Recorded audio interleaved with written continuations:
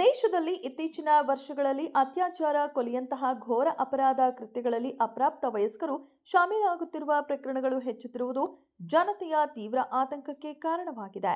ಇಂತಹ ಗಂಭೀರ ಅಪರಾಧ ಕೃತ್ಯದಲ್ಲಿ ಶಾಮೀಲಾಗಿದ್ದರೂ ಅವರು ಅಪ್ರಾಪ್ತ ವಯಸ್ಕರಾಗಿದ್ದರಿಂದ ಅಂತಹ ಪ್ರಕರಣಗಳ ತನಿಖೆಯನ್ನ ಬಾಲಾಪರಾಧಿ ನ್ಯಾಯಮಂಡಳಿ ನಡೆಸುವುದರಿಂದ ಇವರನ್ನ ಬಾಲಾರೋಪಿಗಳೆಂದೇ ಪರಿಗಣಿಸಲಾಗುತ್ತಿದೆ. ಆದರೆ ಹತ್ಯೆಯಂತಹ ಪೈಶಾಚಿಕ ಕೃತ್ಯ ಎಸಗಿಯೂ ವಯಸ್ಸನ್ನ ಪರಿಗಣಿಸಿ ಅವರನ್ನ ಬಾಲಾರೋಪಿಗಳನ್ನಾಗಿ ಪರಿಗಣಿಸಲಾಗುತ್ತಿರುವ ಕುರಿತಂತೆ ಈ ಹಿಂದಿನಿಂದಲೂ ವಿರೋಧಗಳು ಕೇಳಿಬರುತ್ತಲೇ ಇದ್ದವು. ಈಗ ಸುಪ್ರೀಂ ಕೋರ್ಟ್ ಇದೇ ವಿಷಯಕ್ಕೆ ಸಂಬಂಧಿಸಿದಂತೆ ಮಹತ್ವದ ತೀರ್ಪೊಂದನ್ನ ನೀಡಿದ್ದು ಈ ಕುರಿತಾಗಿನ ಜಿಜ್ಞಾಸೆಗಳಿಗೆ ತೆರೆ ಎಳೆದಿದೆ.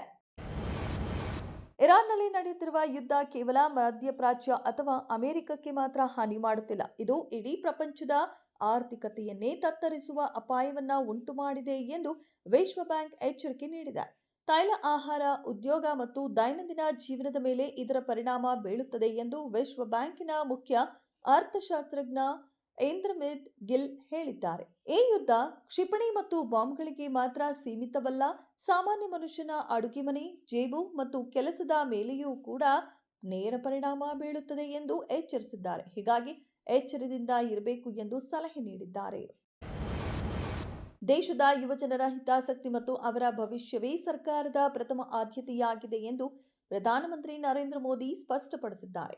ಪ್ರಶ್ನೆ ಪತ್ರಿಕೆ ಸೋರಿಕೆ ಪ್ರಕರಣಗಳನ್ನು ಅತ್ಯಂತ ಗಂಭೀರವಾಗಿ ಪರಿಗಣಿಸಿರುವ ಕೇಂದ್ರ ಸರ್ಕಾರ ತಪ್ಪಿತಸ್ಥರಿಗೆ ಶೀಘ್ರದಲ್ಲೇ ಕಠಿಣ ಶಿಕ್ಷೆ ವಿಧಿಸಲು ಮಹತ್ವದ ಹೆಜ್ಜೆ ಇಟ್ಟಿದೆ. ಈ ರೀತಿಯ ಪ್ರಕರಣಗಳ ಶೀಘ್ರ ವಿಚಾರಣೆ ಮತ್ತು ವಿಲೇವಾರಿಗಾಗಿ ಫಾಸ್ಟ್ ಟ್ರ್ಯಾಕ್ ನ್ಯಾಯಾಲಯಗಳನ್ನು ಸ್ಥಾಪಿಸಲು ಪ್ರಧಾನಿ ಮೋದಿ ಸೂಚನೆ ನೀಡಿದ್ದಾರೆ. ಈ ಸಂಬಂಧ ತಕ್ಷಣವೇ ಅಗತ್ಯ ಕ್ರಮಗಳನ್ನು ಕೈಗೊಳ್ಳುವಂತೆ ಸಂಬಂಧಪಟ್ಟ ಇಲಾಖೆಗಳಿಗೆ ಸ್ಪಷ್ಟ ನಿರ್ದೇಶನ ನೀಡಲಾಗಿದೆ.